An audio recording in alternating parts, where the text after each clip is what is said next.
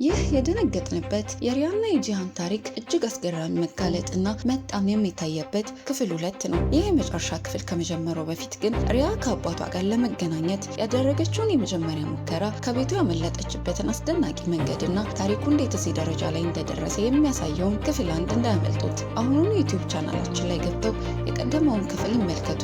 ያለፈውን ክፍል ካዩ በኋላ ወደዚህኛው እጅግ አስገራሚ የምስጢር መጋለጥና የመጨረሻ ፍርድ ክፍል አብረን እንቀጥል።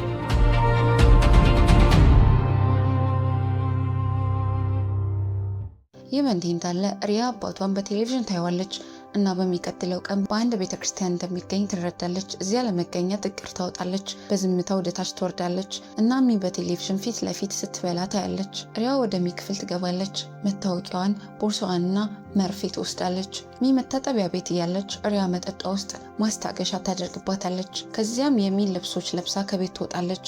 አንድ ጠባቂ ያያታል እና ሚ እንደሆነች በማሰብ በጆሮ ማዳመጫ ወዴት እየሄደች እንደሆነ ይጠይቃታል። ሪያ ራሷን አረጋግታ ወደ ሱፐርማርኬት እየሄድኩ ነው ስትል ትመልሳለች። ከዚያም ምንም ጥርጣሬ ሳታነሳ መንገዷን ትቀጥላለች። ታክሲ ውስጥ ትገባለች እና ቀደም ሲል ወደምትኖርበት አሮጌ ሰፈር ታመራለች። ከዓመታት በኋላ ለመጀመሪያ ጊዜ ነፃነት ይሰማታል። ሚ ምንም ሳታውቅ ታይታለች። ሪያም ትደርሳለች። እናም በአሮጌው ቤቷ ፊት ለፊት ትቆማለች። የእናቷ ትዝታዎች ሲያጠለቀልቋት የደስታ እንባ ታነባለች። አንዲት ትንሽ ልጅ ከእናቷ ጋር ስትራመድ ስታይ ጥልቅ ህመም ይሰማታል። በተመሳሳይ ጊዜ ጂያን ወደ ስራ ይመለሳል። አንድ ጠባቂ ሚ ወጥታ አሁንም እንዳልተመለሰች ይገምታል። ነገር ግን ጂያን ወደ ቤቱ ሲገባ ሚን በውስጡ ያገኛታል እና ሪያ ማምለጧን ይረዳል። ሾን እና ጆክ በከፍተኛ ሁኔታ ይጨነቃሉ። ሚ መልእክት ይደርሳታል። ሪያ ለታክሲው ለመክፈል የእሷን ክሬዲት ካርድ ተጠቅማለች። አሁን የት እንደወረደች መከታተል ይችላሉ። ሪያ አንድ የፎቶግራፍ ቤት ስታይ እንደ እንግዳ መለማመድ ይሰማታል። በልጅነቷ ከእናቷ ጋር የተነሳቻቸው ፎቶዎች በመስኮቱ ላይ ተቀምጦ ታስታውሳለች። ቀደም ሲል እዚያ ፎቶ ትነሳ እንደነበር ታወቀ። ወደ ቤቱ ትገባለች እና ስለ ፎቶ ትጠይቃለች። ባለቤቱ ይለያታል እና ሙሉን ፎቶ ይሰጣታል። እሱ ሶስተኛ ሰው ሞግዚቷን ያጠቃልላል። ሞግዚቷ አሁን በነርሲንግ ሆም ውስጥ እየኖረች እንደሆነ ይነግራታል። ሪያ ሌላ ታክሲ ይዛ እሷን ለማግኘት ትሄዳለች። ማን እንደሆነች ለሞግዚቷ ለማስታወስ ትሞክራለች። ሞግዚቷ ስታስታውስ በአስቸኳይ ለሪያ ከኪም አምልጠሽ ወደ አሜሪካ መሄድ አለብሽ ትላታለች። ነገር ግን ሞግዚቷ በአልዛይመር በሽታ ስለምትሰቃይ ብዙ ማስታወስ አትችልም። ሪያ ብዙ ጥያቄዎችን መጠየቅ ትፈልጋለች። በዚያው ቅጽበት ጂያን ሹ እና ጠባቂዎቹ ወደ ነርሲንግ ሆም ይደርሳሉ። ሪያ ቦታውን ሲፈልጉ በመገናኛ መሳሪያዎቻቸው በኩል ትሰማለች። ነገር ግን አያገኟትም። ጃንግ ለሹ ደውሎ ሪያ ቤተክርስቲያን እንዳትደርስ ማረጋገጥ እንዳለበት ያዘዋል። ሪያ እንደ ነርስ ራሷን ለውጣ ሳታስነቃ በዝምታ ከበስተጀርባቸው ትከተላለች። ጃንግ እና ኪም የህዝብ ድጋፍ ለማግኘት አንዲት አሮጊት ሴት እንድትራመድ እየረዱ ወደ ቤተክርስቲያን ይገባሉ። ቦታው በጥብቅ የተጠበቀ እና ሪያ እዚያ መታየት እንደሌለባት ቁርጠኛ ናቸው። በድንገት ሪያ እንደ ባህታዊ ለብሳ በመታየት ሁሉንም ታስደነግጣለች። ጃንግ ያያታል እና ወዲያውኑ ይለያታል። ሚዲያው ልጅ እንዳለው ሊያቅ ይችላል በሚል ሀሳብ ይደነግጣል። ለኪም ሪያ እዚያ እንዳለች ይነግራታል። ኪም ለጠባቂዎቹ ሪያ በባህታዊ መካከል እንዳለች ታሳውቃለች። ነገር ግን ቤተክርስቲያኑ ተጨናንቋል። ማንኛውም እንግዳ እንቅስቃሴ ትኩረት ይስባል።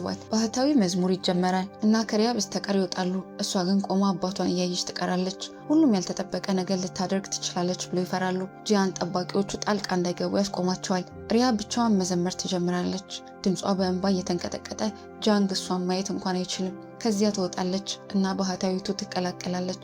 ጂያን ወደ ውጭ ይከተላታል። እሷ ግን ለአባቷ የተላከ መልእክት ታጠፍታለች እና ፈልገኝ፣ የት እንደመሆን ታውቃለህ? ኪም ለጃንግ አንተ ራስህን መሄድ አትችልም ትለዋለች። እሱም ይመልሳል የት እንዳለች እንኳን አላቅም። ኪም በመራራ ስሜት ያችን ልጅ አዘንኩላት፣ እንዳንተ ያላባት እንዲመጣላት እየጠበቀች ነው ትላለች። ጠባቂዎቹ መገኛዋን ለመገመት ይታገላሉ። ነገር ግን ጆክ ሰዎቹን የከተማውን ካሜራዎች በሙሉ እንዲፈትሹ ያዛል። ሪያን በልጅነቷ አባቷ ይዟት ሲሄድ የነበረው መዝናኛ ፓርክ ውስጥ ያገኟታል። ለዚህ ነው እሱ ብቻ እንደሚያውቅ የተናገረችው። እሱ አንድ ጊዜ የነገራትን ታስታውሳለች። ከተለያየን በጠፋሽበት ቦታ ጠብቂኝ፣ ምንም ያህል ብትፈሪ ጠንካራ ሆኜ እመጣለሁ። ሪያ ያንን ትዝታ ይዛለች። ሁለት ልጃገረዶች አጠገቧ ሰልፊ ይነሳሉ እና ሪያ በድንገት ፎቶ ውስጥ ትገባለች። በኢንተርኔት ላይ ሲጭኑት ጆክ እሷን ለማግኘት የኤአይ ስርዓታቸውን ይጠቀማል። ሪያ አይኖቿን ትዘጋለች እና አባቷ እንዲመጣ ትጸልያለች። ነገር ግን ስትከፍተው ጂያን እንጆሪ አይስክሪም ይዞ በፊቷ ቆሞ ታየዋለች። አባትሽ ነው የላከኝ፣ እዚህ እንዳለሽ የነገረኝ እሱ ነው በማለት ይዋሻል። ሪያ ተስፋ ትቆርጣለች። አባቷ ራሱ እንዲመጣ ትፈልግ ነበር። የኢንጆሪ አይስክሪሙን እሱን የላከው ስትል ትጠይቃለች። ጂያን አንገቱን ይነቀንቃል። ሪያ የኢንጆሪ አለርጂ እንዳለባት አያውቅም። አባቷ በእሷ የተበሳጨ መስሏት አይስክሪሙን በሀዘን ትበለዋለች። ለጂያን አደጋ ላይ ልጥለው እችላለሁ ብዬ ስላሰብኩ ለሰዎች የጃንግ ልጅ መሆኔን አልተናገርኩም ነበር ትለዋለች። በድንገት ለመተንፈስ ትታገላለች። ከዚያም በአለርጂዋ ምክንያት ራሷን ስታ ትወድቃለች። ጂያን ይደነግጣል። ሰራተኛዋ ሪያ ኢንጆሪ በመብላቷ ልትሞት እንደምትችል ታስረዳለች። ጂያን የአየር ቱቦዋ ክፍት ሆኖ እንዲቆይ ሰው ሰራሽ እስትንፋስ ያደርጋል። ጠባቂዎቹ በሙሉ በከፍተኛ ሁኔታ ይጨነቃሉ። ሹ ወደ ህዝብ ሆስፒታል ሊወስዷት እንደማይችሉ ይናገራል። ማንነቷን ያጋለጣል። ጂያን መኪና ውስጥ አዝሎ ያስገባትና እሷን ለማዳን በተስፋ መቁረጥ በከፍተኛ ፍጥነት ይነዳል። ለሕክምና ወደ ደህንነት ኩባንያ ተቋም ይወስዳታል። እሱ በከፍተኛ ሁኔታ ተጨንቋል። በግልጽ ማሰብ አልቻለም። በጥፋተኝነት ስሜት ተውጧል። ይህ የእሱ ሀሳብ ነበር። ከጥቂት ጊዜ በኋላ ሪያ ራሷን ታውቃለች።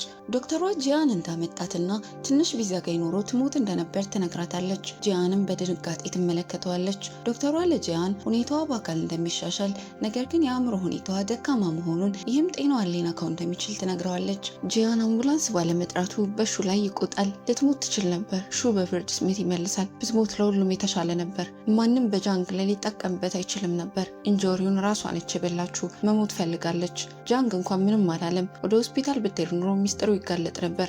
ጂያንም እንዲወጣ ያዘዋል። ቆይቶ ጂያን ከሶንግ ጋር ያወራል። እሱም እውነቱን ይገልጻል። የሪያ እናት ጃንግን ካገባች በኋላ ወደ አሜሪካ ሄዳ እዚህ ያረገዘች።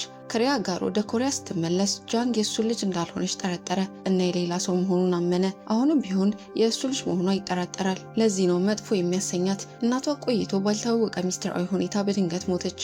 ኪም ሪያ መትረፏን ስትረዳ አልተደሰተችም። ሪያም ብቻዋን ትጎበኛታለች እና አባትሽን እንዳታይ እኔ የከለከልኩሽ ይመስልሻል? ያ እውነት አይደለም። እሱ ራሱን አንቺን ማየት የማይፈልገው። በቤተ ክርስቲያን ውስጥ የነበረውን ስሜት አይተሻል። ለአንቺ አልመጣም። እናትሽ ስትሞት እንኳን አልተጨነቀም ትላታለች። ሪያ ትናወጣለች። ኪም በመቀጠል የሚሰማሽ ይገባኛል። አባቴም ተመሳሳይ ነበር። ሴት ልጆች ከአባታቸው ፍቅር ይፈልጋሉ፣ ነገር ግን ሁሉም አንድ ናቸው። ስለኛ አይጨነቁም። አንቺ አባትሽ ያለፈ ታሪክ አሳማሚ አካል ብቻ ነሽ ትላታለች። ሪያ በጥልቅ ትነካለች።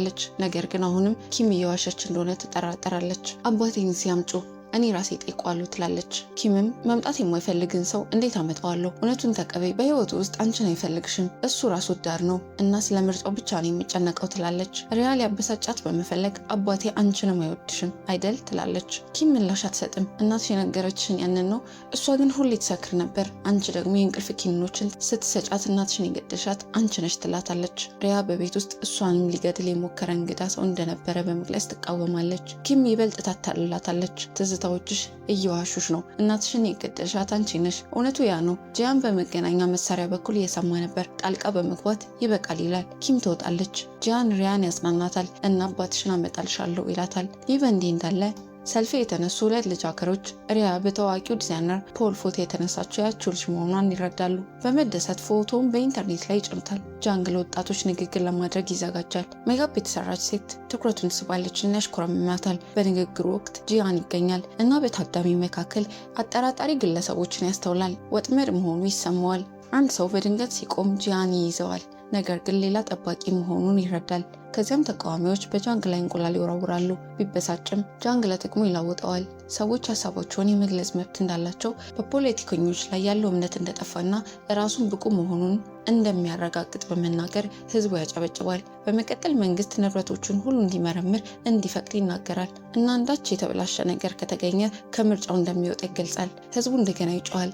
ነገር ግን የእንቁላል መወርወሩ የህዝብ ድጋፍ ለማግኘት በራሱ ጃንግ የተዘጋጀ እንደነበር ይገለጣል። ከዝግጅቱ በኋላ ጃንግ የሜካፕ ባለሙያዋን ለመገናኘት ወደ ክፍሉ ይመለሳል። እሷ ግን በእውነቱ የፓርክ ወጥመድ አካል ነች። በቅሌት ውስጥ ስሙን ለማጥፋት የማደንዘዣ መርፌ ታዘጋጃለች። ጂያን ሁሉንም ነገር ያስተውላል። እሷን ይመታታል። ጃንግ ወዳለበት መታጠቢያ ቤት በፍጥነት ይገባል እና አሁን መውጣት አለብን ይላል። ሁኔታውን ያብራራል። በዚያውኑ ቅጽበት ፖሊሶች ይደርሳሉ። ጂያን በፍጥነት ጃንግን ይዞ ይወጣል። ሹና ጠባቂዎቹ ፖሊሶቹን እንዲያዘገዩ ያዛል እና በመኪና ያመልጣሉ። ጃንግ ያለ እሱ ከባድ ችግር ውስጥ ሊወድቅ እንደሚችል በመናገር ጂያንን ያመሰግነዋል። ጂያን ልጅህ እንድታያት እየወሰድኩ ነው ሲል ይመልሳል። ጃንግ ይደነግጣል እና መኪናውን ያስቆማል። ጂያን ልታያት ባትፈልግም እንኳን በፊቷ ላይ ተናገረው። እሷን በሐሰት ተስፋ ነው የምትኖረው። እሷ ልጅ ነች። ላንተ ኃላፊነት አለብህ። ዛሬ ላንተ ችግር መፍጠር ስላልፈለገች ራሷን እንዳልገለጸች ነገረችኝ። የሸክም ስሜት ስሜት ስለተሰማት ህይወቷን ለማጥፋት ጭምር ሞክራለች ይለዋል። ጃንግ የጥፋተኝነት ስሜት ይሰማዋል። እሷን ለመገናኘት ይወስናል እና ጂያን በማንኛውም ሁኔታ ሪያን እንዲጠብቃት ይጠይቀዋል። ጂያንም ይስማማል። ጃንግ በስልጣን ያለው ስግብግብነት ህሊናውና የሚወዳቸውን ሰዎች እንዳያሳጣው ይረዳል። እሷን መጠበቅ የሚችለው ስልጣን በማግኘት ብቻ እንደሆነ ያምናል። ነገር ግን ለእሷ ቦታ እንዳለው በግልጽ ካሳየ ኪም ያንን በእሱ ላይ ልትጠቀምበት ትችላለች። ሆኖም ነገሮች በጣም ርቀዋል። ለጂያን ቃልህን ጠብቃትም ይለዋል። ጃንግ ወደ ኩባንያው ይደርሳል። ይህ በእንዲህ እንዳለ ኪም ሪያ ሊገናኝ መሆኑን ትረዳለች እና በትክክል ካሜራዎች ትከታተላለች። ጃንግ ከሪያ ጋር ያወራል። እሷ ግን የተኛች ትመስላለች። ስለ አለርጂዋ እንደማያውቅ ይንቀሳቀሳል እና የተጨነቀ በመምሰል ሁሉንም ይወቅሳል። ሁሉም እንዲወጣ ያዛል። ወዲያውኑ ሲወጡ ሪያ ትነቃለች፣ ታቅፈዋለች እና ናፍቀኸኛል ትላለች። እሱም እኔም ናፍቀሽኛል፣ ፕሬዚዳንት እስከሆን ድረስ ጠብቂ፣ ከዚያ የተለመደ ህይወትሽን ትኖሪያለሽ ሲል ይመልሳል። እሷም እናቴ ህይወቷን በራሷ አላጠፋችም፣ ክፍል ውስጥ ሰው እንደነበር ኪም እንደገደለቻት እርግጠኛ ነኝ ትለዋለች። ጃንግ ያስቆማታል። ያ ያለፈ ነው። በማንም ፊት እንዲህ አይነት ነገር አትናገሪ፣ ስራዬን ታበላሸዋለሽ። ለመናገር ትሞክራለች። እሱ ግን ዝም ያሰኛታል። ጥያቄዎቿን ውድቅ ያደርጋል። ሁሉንም ነገር እንድትረሳው ይነግራታል። እሷም ትበሳጫለች እና ታለቅሳለች። እሱም ለሀገሪቱ አስፈላጊ በሆኑ ጉዳዮች ላይ እየሰራው ነው፣ እነዚህ ትናንሽ ነገሮች በእነሱ ላይ ማተኮር አልችልም ይላል። ሪያ ክፉኛ ታዝናለች። ሹ ትክክል እንደነበር ትረዳለች። በተመኘችው መልኩ ለጃንግ ቦታ አልነበራትም። በከፍተኛ ሀዘንና ተስፋ መቁረጥ ተውጣ ትዞራለች። የሸክም ስሜት እየተሰማት ጂያን ሁሉንም ነገር ተመልክቷል። ጃንግ ተሰናብቷት ይወጣል። ከዚያም ሪያ ወደ ቤት እንድትመለስ ይነግሯታል። እሷ ምንም አይነት ምላሽ አልሰጠችም ነበር። ያኔ ነው ጂያን እንድትነቃና ራሷን እንድትሰበስብ የነገራት። ምክንያቱም በዙሪያ ያሉ ሰዎች በሙሉ ለእሷ ሲሉ ህይወታቸውን አደጋ ላይ እየጣሉ ስለሆነ፣ እሷ ግን አሁንም ችላ አለችው። ስለዚህ ለአባቷ የገባውን ቃል እንደማትገባይ በሀዘን ስሜት ይነግራታል። ይህ ወዲያውኑ ምን አይነት ቃል ማለቱ እንደሆነ ጉጉት እንዲያድርባት አደረገ።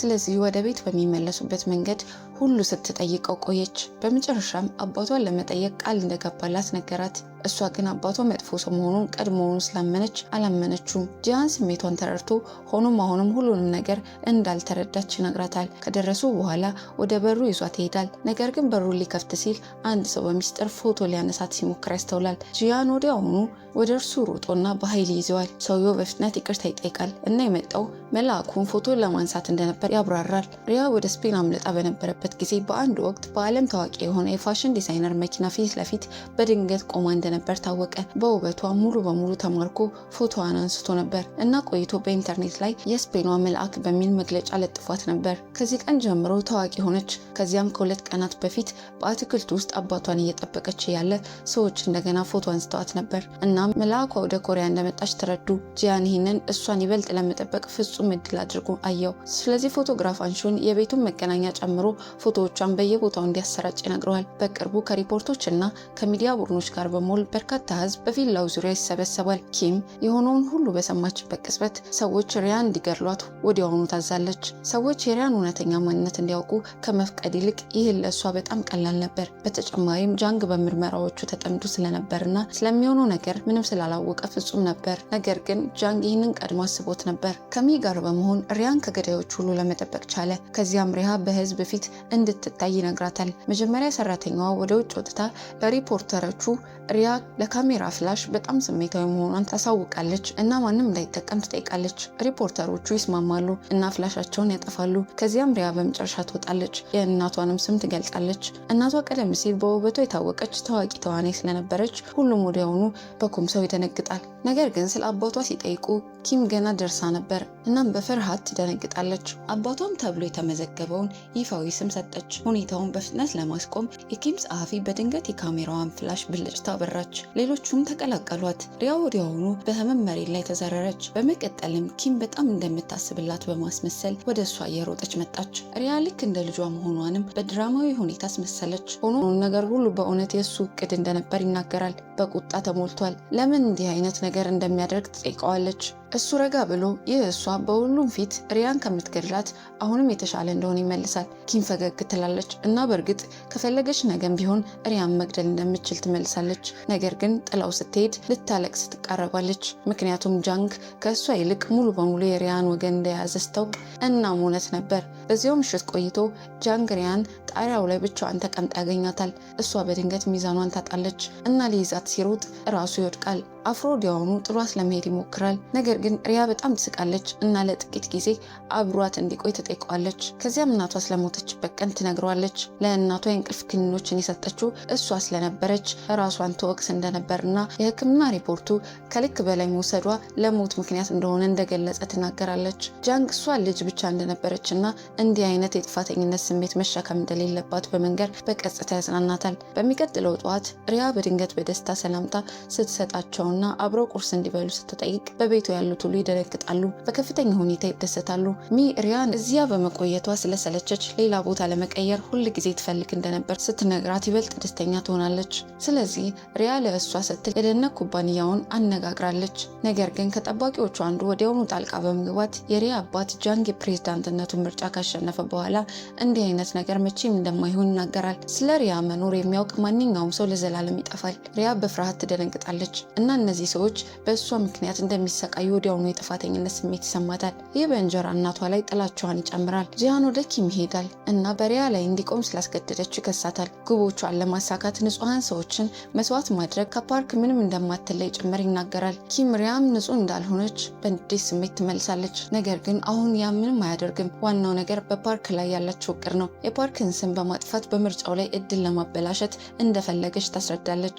ጂያን ስለ ፖለቲካ ግድ ስለሌለው ይህ ከእሱ በቀል ጋር ምን ግንኙነት እንዳለው በመጠየቅ ያፌዝባታል። ፓርክ በድንገት ቢገደል ሰዎች ወደ ብሔራዊ ጀግና እንደሚለውጡት ይህም ይበልጥ ጠንካራ እንደሚያደርገው ታስረዳለች። ይህንን ሲሰማ ጂያን ምክንያቷን በቅሬታ ይቀበላል። ከቢሮዋ ሲወጡ ከዶክተሩ ጋር ለማገናኘት ወደ ኩባንያው ከመጣችው ከሪያ ጋር ፊት ለፊት ይገናኛሉ። ህንፃውን ያስተዋውቋታል። እናም እሷን በግልጽ እየተዝናናች ነው። በተለይም የኪም ወንድም ወደ እሷ ቀርቦ ከእህቱ ጋር በሚኖራት ነገር ከጎኗ እንደሚቆም ሲነግራት ምክንያቱ ቀላል ነበር። ኪም በእሱ ጥቅሞች ላይ እየሰራችና የአባታቸውን ኩባንያ ለመቆጣጠር የሞከረች ነው። ሪያ ከእሱ ጋር ትስማማለች እና በቅርቡ ከኪምና ከጂያን ጋር ይገናኛሉ። ኪም ወዲያውኑ ትደነግጣለች እና ወንድሟ ከሪያ እንዲርቅ ደጋግማ ታስጠነቅቀዋለች። እሱ ግን እንዳጎቷ አጠገቧ እንደሚቆይላት በትዕቢት እምቢ ይላል እና ደግሞ እሱ አሁን አድጓል እና የኪም ፈቃድ አያስፈልገውም። ሪያ ከዚያም ፈቃድ የምትጠይቀው ግን ከጂያን መሆኑን በመናገር ኪምን ታሳፍራለች። ስለዚህ ወደ ጂያን ትዞራለች እና ከሰውየውም ጋር መሄድ ትችል እንደሆነ ትጠይቃለች። ጂያን ይስማማል፣ ነገር ግን ራሱ አብሯት ለመሄድ ይሞግታል። ሲወጡ ኪም ለጂያን ወንድሟ አደገኛ መሆኑን ታስጠነቅቀዋለች። ጂያንም በቅርቡ ትክክል መሆኗን ይረዳል። የኪም ወንድም ሪያን ወደ ስነ አእምሮ ሆስፒታል ይወስዳታል እና ሪያን በሚስጥር ይዟት እስኪጠፋ ድረስ የጂያንን ትኩረት ያዘገያል። ጂያን ወዲያውኑ ለኩባንያው ደውሎ ሪያ መጥፋቷን ያሳውቃል። ይህም ሙሉ ትርምስ ይፈጥራል። እሷን ለማግኘት በተቻላቸው መጠን ይለፋሉ፣ ነገር ግን ጨርሶ እንዳልታገተች ይረዳሉ። የኪም ወንድም የምታስብላቸውን ሰዎች በሙሉ ወደ ሰበሰበበት የባህር ዳርቻ ቤት ወስዷት ነበር። ሪያ ሰላም መሆኗን ለኩባንያው ካረጋገጡ በኋላ በባህር ዳርቻው አብረው ይቆያሉ። ቆይቶ ከሪያ በባህር ዳርቻ ይራመዳሉ። ሚና ወጣቱ ጠባቂ እንደ ፍቅረኛ በደስታ ሲጫወቱ ስታይ ከጂያን ጋር በተመሳሳይ መልኩ እንድትጫወት ትጠይቋለች። መጀመሪያ ላይ የልጅነት ከንቱነት ይለዋል፣ ነገር ግን ከጥቂት ጊዜያት በኋላ ራሱ በጨዋታ ሲያሳድዳት ያበቃል። ከላይ ሆኖ ሲመለከታቸው የኪም ወንድም ሁለቱ በፍቅር እየወደቁ እንደሆነ ያምናል። በዚህ ምሽት ለደህንነቷ ስል ጂያን በማንኛውም ጊዜ እንድታገኘው የመገናኛ መሳሪያ ይሰጣታል። እሱ በመጨረሻ እስኪተኛ ድረስ ደጋግማ ትደውልለታለች። እሷ ግን አሁንም አልተኛችም። ስለዚህ በዝምታ ልትፈትሸው ትሄዳለች እና በቅዠት ሲሰቃይ ታገኘዋለች። በነቃበት ቅጽበት ሰላም መሆኗን ለማረጋገጥ በተፈጥሮ ስሜት ወደ እቅፉ ይጎትታታል። የሆነውን ነገር ሲረዱ ሁለቱም ወዲያውኑ ይሸማቀቃሉ። ጂያን በፍጥነት ወደ ክፍሏ ይወስዳታል። ነገር ግን ሪያ ከደስታ የተነሳ ጨርሶ መተኛት አልቻለችም። በሚቀጥለው ጠዋት ሚ ሜካፕ እንድታደርግላት ታደርጋለች እና ለጂያን ፎቶ ትልካለች። እሱ ሙሉ በሙሉ ይደነግጣል እና ይበልጥ የሚደነግጠው በድፍረት አንተ አሁን የኔ ነህ ስትለው ነው። ባልተጠበቀ ባህሪዋ ሙሉ በሙሉ ግራ ተጋብቶ መሳቅ ብቻ ይችላል። ከጥቂት ጊዜ በኋላ ኪምን ለአንድ የቴሌቪዥን ፕሮግራም ቀረጻ ይከተላታል። በቃለ መጠይቁ ወቅት አቅራቢው ባልተጠበቀ ሁኔታ ለኪም ስለ ሪያ እና ከእሷ ጋር ስላላት ግንኙነት ይጠይቃል። ኪም ሪያ የቅርብ ጓደኛዋ ልጅ እንደሆነችና እናቷ ከሞተች በኋላ እንዳሳደገቻት በጥሩ ሁኔታ ተዋሻለች። አቅራቢው ፈገግ ይላል እና ለእሷ ሰርፕራይዝ እንዳዘጋጁ ያውጃል። በትክክል በዚያው ቅጽበት ሪያ ወደ ስቱዲዮ ትገባለች። ኪም ወዲያውኑ ስትደነግጥ ጂያን ለሪያ ደህንነት ይፈራል። የእንጀራ ወንድም ቾይ ሪያንን ጨርሶ እየጠበቃት እንዳልሆነ በመጨረሻ ይረዳል። እሷን በእህቱ ላይ እንደ መሳሪያ እየተጠቀመባት ነው። ነገር ግን ሪያ ራሷ ለዚህ ምንም ግድ የላትም። በትክክል እዚያው በቀጥታ ስርጭት ቴሌቪዥን ላይ የእናቷ ሞት ተፈጥሯዊ እንዳልሆነ እንደምትጠረጥርና አንድ ሰው እንደገደላት ታውጃለች። መላው ሀገር እንደገና ይፈነዳል። ቀረጻው ካለቀ በኋላ ሪያ ሌላ ቀረጻ ነበራት። ስለዚህ ጂያን አጠገቧ ይቆያል። ይህ በእንዲህ እንዳለ የኪም ጸሐፊ በመጨረሻ ትዕግስት ታጣለች እና በቀረጻው ቦታ ሪያንና ጂያንን እንዲገድሉ በሚስጥር ገዳዮችን ታዛለች። ገዳዮቹ ይደርሳሉ። ነገር ግን ጂያን አደጋውን ወዲያውኑ ያስተውላል። እሱ ብቻውን ሲዋጋቸው ሪያ በሚስጥር መውጫ እንድታመልጥ ያዛል። ነገር ግን ሪያ ሲዋጋቸው ስታይ እሷም ልትጠብቀው እንደፈለገች በማስመሰል ትመለሳለች። ገዳዮቹ ወዲያውኑ እሷን ማሳደድ ይጀምራሉ። ጂያን እሷን ለማዳን በተስፋ መቁረጥ ይዋጋል። ነገር ግን በመጨረሻ ህንፃው ውስጥ የለቀቁት ጋዝ ሊገድለው ይቃረባል። ሪያ በፍጥነት የኦክሲጅን ማስክ ታደርጋለች። ህይወቱን በማዳን ራሱን እንዳወቀ በቁጣው ወደ ኪም ከመሄዱ በፊት ወደ ቤት ይወስዳታል። እዚያም ኪም እና ሌሎቹ በትክክል በዚያ ምሽት ፓርክን ለመግደል ሲያቅዱ ያገኛቸዋል። ተልእኮውን የሚያከናውነው ማንኛውም ሰው በህይወት እንደማይመለስ በግልጽ ያምናሉ። ጂያን ያንን መንገድ እንደሚመርጠው በንዴት ስሜት ይመልሳል። ነገር ግን ሁለት ቅድመ ሁኔታዎች አሉ። መጀመሪያ ፓርክ ከሞተ ጸሐፊዋን መሞት አለባት። ጸሐፊዋ እሱ መጀመሪያ እስካለፈ ድረስ ራሷን እንደምትሰዋ በመግለጽ በግል ትስማማለች። የጂያን ሁለተኛው ቅድመ ሁኔታ ሪያ ሰላም ሆና መቆየት አለባት። ኪም ትቀበላለች። ምንም እንኳን ለሞት እየተጋፈጠ ቢሆንም ጂያን አሁንም የሚያስበው ስለ ሪያ ብቻ በመሆኑ በግልጽ ብትቆጣም ከመውጣቱ በፊት ጂያን ለኪም እሱን ያስፈራራችበትን ማስረጃ ቀድሞውኑ እንዳጠፋው ያስታውሳታል። ባልተጠበቀ ሁኔታ ኪም ራሱ እንዲጠብቅ በዝምታ ትነግረዋለች። ይህ በእንዲህ እንዳለ ጸሐፊዋ ከጂያን ጋር የሚሄደውን የቡድኑን መሪ ፓርክ ቢሞትም ባይሞትም ጂያንን በማንኛውም ሁኔታ እንዲገድለው በሚስጥር ታዘዋለች። ከመውጣቱ በፊት ጂያን ሪያን ያገኛታል። እሷ ቀድሞውኑ ስለተለውኮ አውቃ ነበር እና በህይወት እንዲመለስ እየለመነች ታለቅስ ነበር። በዚያ ምሽት የሚወደው ምግብ ይዞ እንዲመጣ ጭምር ትጠይቀዋለች። ጂያን እንደሚመለስ ቃል ይገባላታል። ከዚያም ከቡድኑ ጋር ወደ ፓርክ ቤት ያመራሉ። መጀመሪያ ላይ የፓርክ የራሱ ኃይሎች መስለው ራሳቸውን ይለውጣሉ፣ ነገር ግን በፍጥነት ይጋለጣሉ። ጂያን እና የቡድኑ መሪ ማምለጥ ይሳካላቸዋል እና ከፓርክ ሰዎች ጋር የተኩስ ልውውጥ ይጀምራሉ። ይህ በእንዲህ እንዳለ ፓርክ ወደ ሚስጥር ክፍል ይሸሻል፣ ራሱ ላይም ይዘጋል። ጂያን ከሱ ጋር ለመግባት ይሳካለታል። በፍርሃት ተውጦ ፓርክ ወዲያውኑ ጂያን ሊገድለው እንደፈለገ ይገምታል። ጂያን በሚስጥር ኪምን ያገኛታል እና ከፓርክ ጋር ብቻውን እንደሆነ ይጠቁማል። ኪም ጂያንን ፓርክን በአካል መግደል እንደማይችል ወዲያውኑ ትረዳለች። ስለዚህ ወደ ሌላ ቅርጽ ትቀይራለች። ፓርክን ማስፈራራት ትጀምራለች እና ባሏን ጃንግን የሚመረመሩትን ሰዎቹ በአስቸኳይ እንዲለቁት ታስገድደዋለች። ያ ብቻ አይደለም፣ ጃንግ በሀገሪቱ ውስጥ በጣም ጠንካራ የፖለቲካ ፓርቲ እንዲቀላቀል ይጋብዙታል። ይህም ለፕሬዝዳንትነቱ መንገዱን በተግባር ያረጋግጥለታል። ኪም ከዚያ ለፓርክ በፈለገችበት ጊዜ ጂያን እንዲገድለው ልታዘው እንደምትችል በማስፈራራት ትስታለች። ፓርክ በሁለቱም በኪምና በጂያን ሙሉ በሙሉ ይደክማል። በተስፋ መቁረጥ እንዲተወው ለጂያን ገንዘብ ያቀርብለታል። ጂያን በቀላሉ ገንዘቡን ይቀበላል። ከዚያም ፓርክ ስለ ጂያን የኢራቅ ያለፈ ታሪክ እንደሚያውቅ ይገልጻል። ጂያን ራሱን በጭንቅ ይቆጣጠራል። ነገር ግን ፓርክ ሙሉ ቡድኑን በሰላም እንዲያወጣ እንዲፈቅድ ይጠይቃል። ፓርክ ይስማማል እና በአካል ጭምር ይዟቸው ይወጣል። ውጪ ይጠብቅ የነበረው ብቸኛው ሰው ጂያንን እንዲገድለው የታዘዘው የቡድን መሪ ነበር። ነገር ግን ጂያን ለእሱ ያደረገውን ሁሉ በማስታወስ ሊያደርገው አልቻለም። ስለዚህ ሁለቱም አብረው በሰላም ይመለሳሉ። ሪያ የጂያን መኪና ከሩቅ ሲቃረብ ታያለች።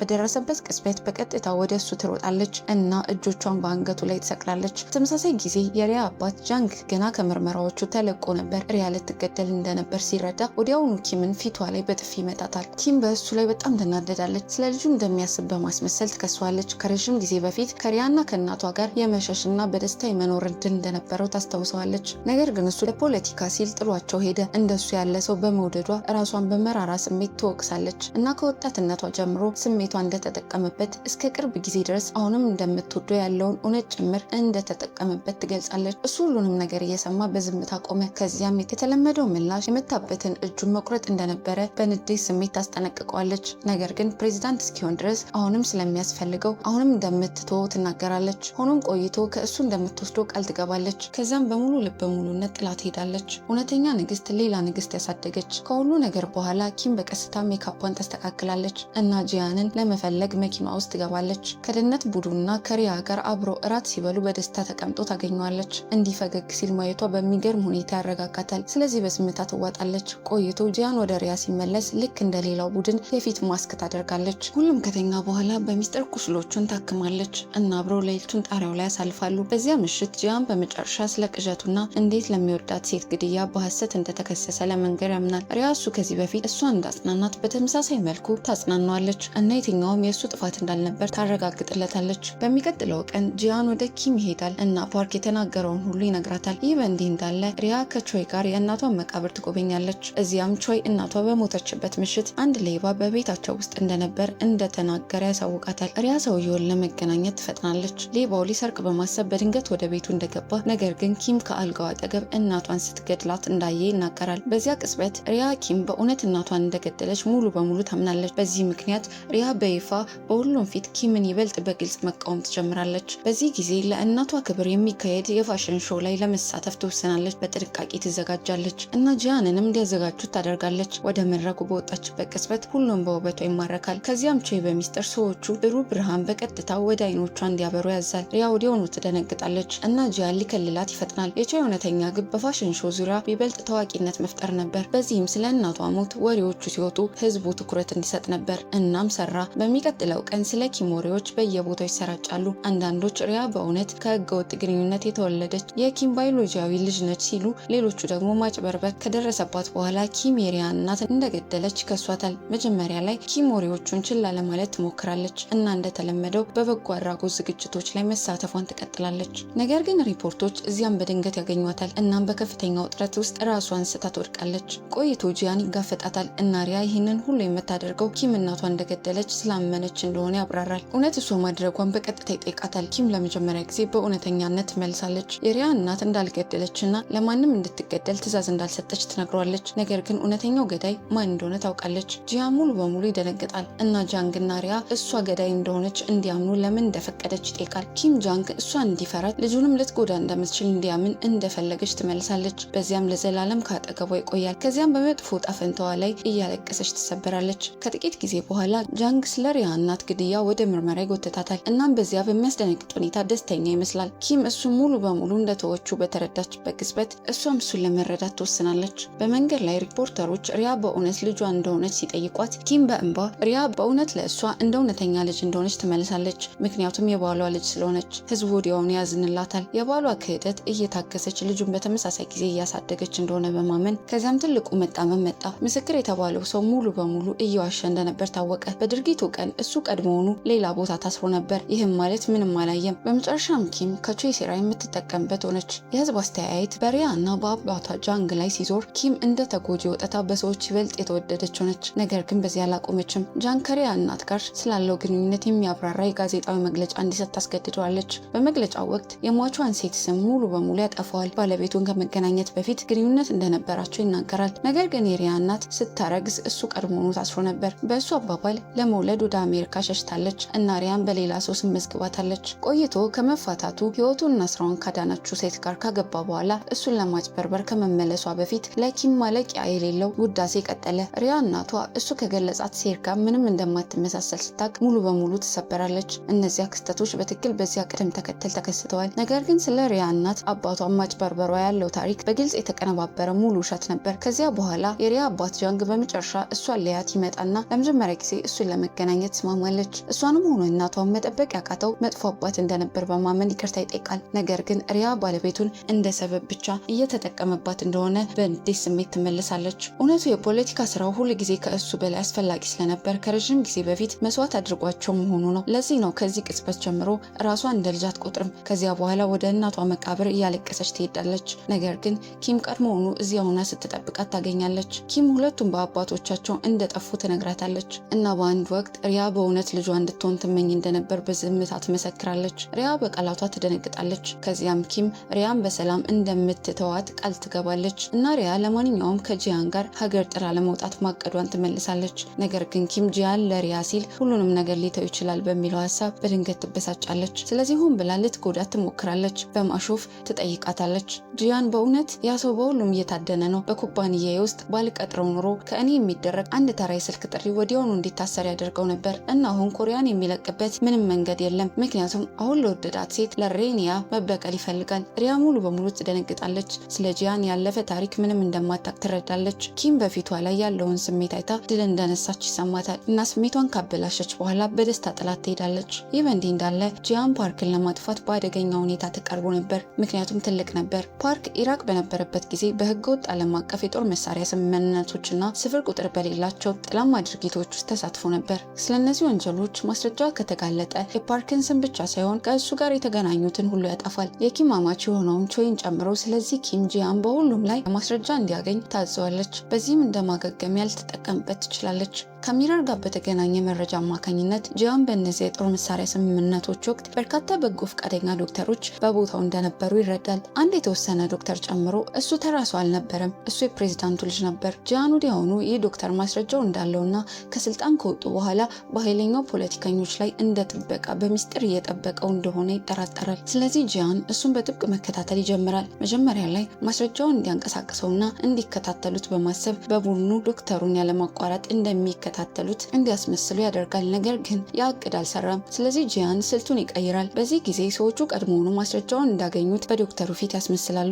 ዶክተሩ ወዲያውኑ ይደነግጣል፣ ራሱ ሊያወጣው ይፈጥናል እና ይዞት ይሮጣል። ጂያን ወዲያውኑ ይከተለዋል። ነገር ግን ማስረጃውን የሚፈልገው ጂያን ብቻ አልነበረም፣ የፓርክ ሰዎችም እየፈለጉት ነበር እና ከጂያን በተለየ መልኩ ዶክተሩን ለመግደል ፍጹም ፈቃደኛ ነበሩ። ጂያን የፓርክ ሰዎች ሲያስጨንቁት ባየበት ቅጽበት ማስረጃውን ከዶክተሩ ላይ ይይዛል እና ራሱን ከመከተሉ በፊት ለማዳን ወደ ሁለተኛው ፎቅ ይወረውረዋል። ያኔ ነው የፓርክ ሰዎች ተኩስ የከፈቱት። ጂያን በእውነት በጥይት ይመታል። ደስ የሚለው ቡድኑ በፍጥነት ደርሶ ያድነዋል። ኪም የሆነውን ነገር በሰማችበት ቅጽበት ለእሱ ካላት ፍርሃት የተነሳ ልታብድ ትቃረባለች። ብቸኛው አስተማማኝ ቦታ ስለነበር ለሕክምና ክላውድ 9 ውስጥ ወዳለው ሚረር እንዲወስዱት ወዲያውኑ ታዛለች። ከውጭ ያለው ነገር ሁሉ ቀድሞውኑ ወደ ትርምስ ተለውጦ ነበር። ሚዲያው ጂያንን የፕሬዝዳንቱን ልጅ አፍኖታል ሲል ይከሳል እና ባለስልጣናት በዚያ ሰበብ እሱን ለመፈለግ ወደ ኪም ኩባንያ ይገባሉ። የፕሬዝዳንቱ ልጅ ራሱን አውቆ ጂያን በእውነቱ ህይወቱን እንዳዳነ በግል እስኪናገር ድረስ ህንፃውን መፈለግ ጀምረው ነበር። ባለስልጣናት ለመውጣት ሌላ አማራጭ አልነበራቸውም። ያኔ ነው ኪም ፓርክ ለምን ያህል ተስፋ እንደቆረጠ የተረዳችው። ጂያን አሁንም ማስረጃው እንዳለው ወዲያውኑ ገመተች። የጂያን ቀዶ ጥገና ከተሰካ በኋላ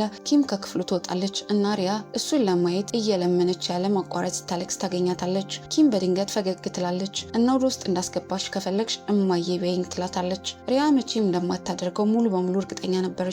ነገር ግን እንደ ሁልጊዜው ሪያ አስደነገጠቻት። በዝምታ እማዬ ብላ ጠራቻት።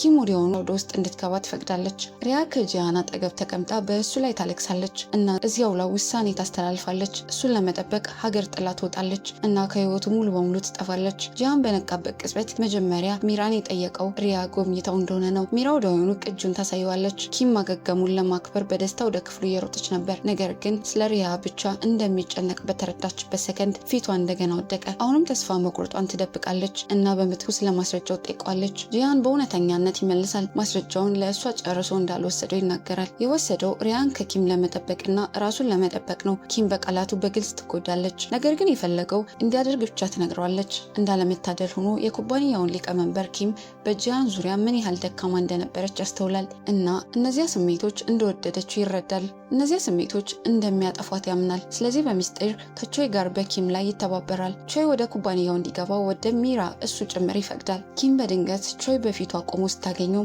ሙሉ በሙሉ ትደነግጣለች። ወዲያውኑ በክፍሉ ውስጥ ትዘጋባቸዋለች። የማይረባ ወንድሟ ከታጠቁ ሰዎችና ከነቃ ቦምብ ጋር እንደደረሰ ለመረዳት ብቻ የኩባንያ አክሲዮኖቿን ካልተወች፣ ሚራን እንዲጠቀም ካልፈቀደች፣ እንደ ጂያን ማስረጃው ለፓርክ ሰዎች እንዲያስረክብ ካላደረገች እንደማያጠፋው ይነግራታል። በዚያ ቅጽበት ጂያን በጥይት ከተመታ በኋላ ስለጣለው ማስረጃ አሁንም እንደሌለው ይገልጻል። ነገር ግን አሁንም የት እንደደበቀው ያውቃል። ኪም ያንን መረጃ ለወንድሟና ሁሉም ነገር በሚስጥር እየተከታተለ በውርደቷ እየተደሰተ ላለው ለፓርክ ታስተላልፋለች። ፓርክ ከዚያም ከሰዎቹ አንዱ ማስረጃውን ለማውጣት ከጂያን ጋር እንዲሄድ ያዛል። ጂያን ወዲያውኑ ይወጣል። ኪም ከህንፃው በሰላም ማምለጡን ካረጋገጠችበት ቅጽበት በሚያስፈራ ፈገግታ ወደ ወንድሟ ትዞራለች እና አሁን የኔ ተራ ነው ትላለች። መጀመሪያ ያደረገችው ነገር ሚረር ሊፍቱን እንዲያቆም ማዘዝ ነው። ይህም ማለት ቾይ ቦምቡን ንቁ ካደረገው ራሱም ይሞታል ማለት ነው፣ ምክንያቱም ከህንፃው በሰዓቱ መውጣት ስለማይችል። ነገር ግን በዚህ አላቆመችም። ሚረር በአሜሪካ ያሉትን የሊቀመንበሩን ልጅና የልጅ ልጆቹን እንዲያገኝ ታዛለች እና እዚያ ያሉትን ሰዎቿን እንዲገድሏቸው ታስተምራለች። በፍጥነት ካደረጉት ሽልማት ጭምር ታቀርባለች።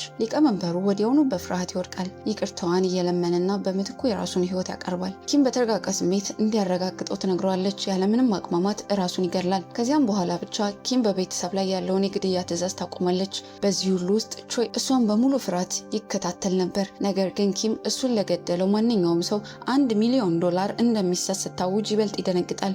የራሱ ሰዎች ወዲያውኑ በእሱ ላይ ይዞራሉ። በተስፋ መቁረጥ ቾይ ቦምቡን ማጥፋት የሚችለው እሱ ብቻ እንደሆነ ይጮሃል። ኪም በቀላሉ ፈገግ ትላለች።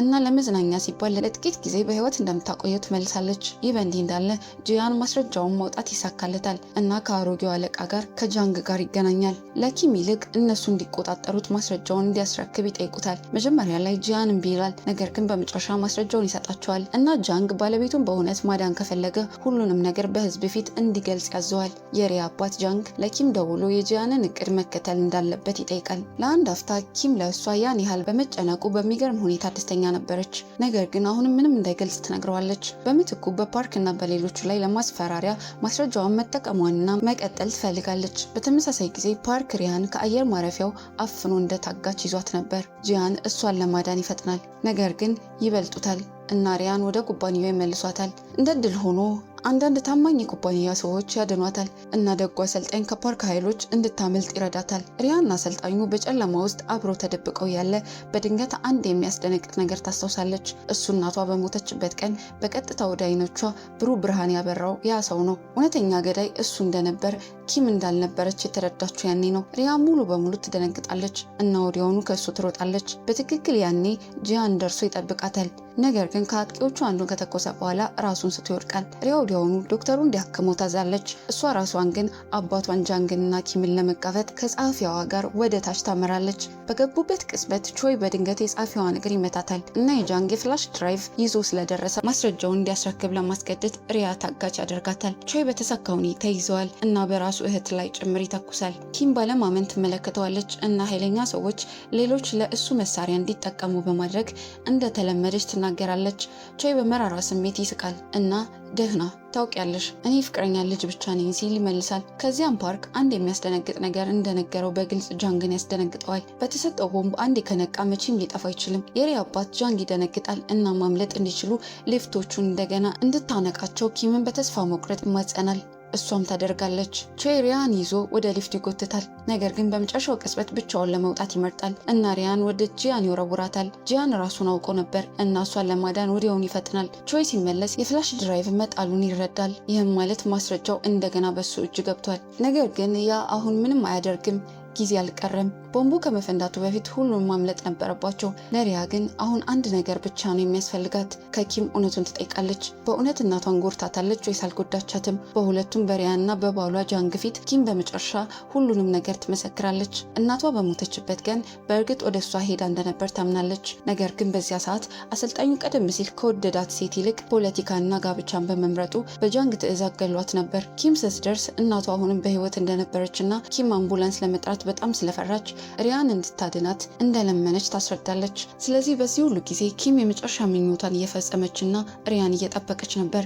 የሪያ አባት ጃንግ ክፉኛ ይጎዳል። በዚህ ሁሉ ጊዜ በኪም ላይ እንደተሳሳተ ይረዳል። ከዚያም ኪም ከመጀመሪያ እስከ መጨረሻ በእውነት ከእሷ ጎን የነበረው እሱ ብቻ ስለነበር ከሚረር ጋር እንደምትቀር በዝምታ ታውጃለች። በዚያ ቅጽበት የሪያ አባት ጃንግ ምርጫውን ያደርጋል፣ መስዋዕት ለመሰዋት። በሊፍት ውስጥ ለሪያ የስንብት ሰላምታ ይሰጣል። ከዚያም ወደ ኪም ይመለሳል፣ በጥብቅ ያቅፋታል እና አብረው በህይወታቸው የመጨረሻ ቅጽበት አጠገቧ ለመቆየት ይመርጣል። ሪያ እነሱን እያየች መሳቅ ወይስ ማልቀስ እንዳለባት መወሰን አልቻለችም። በሊፍቱ ውስጥ ፍንዳታው ከተከሰተ በኋላ ከውጭ ያሉት ሁሉ የሞቱ መስሏቸው ነበር፣ ነገር ግን አይደለም። ሶስቱም ተርፈዋል። ሪያ አሁን በሀገሪቱ ውስጥ በጣም ኃይለኛ በሆኑ ፖለቲከኞች ላይ ማስረጃ አላት። እንዲሁም የአባቷ ሀብትና የኪም ኢምፓየር ወራሽ ሆናለች። ጂያንም ከተከሰሰበት ወንጀል ሁሉ በመጨረሻ ነጻ ሆኗል። በራኒያ ክስተት ወቅት ንጹሐን ዜጎችን በመግደል ከኢራቅ ተከሶ ነበር። ይህም በዓለም አቀፍ ደረጃ የሚፈለግ ወንጀለኛ አድርጎት ነበር።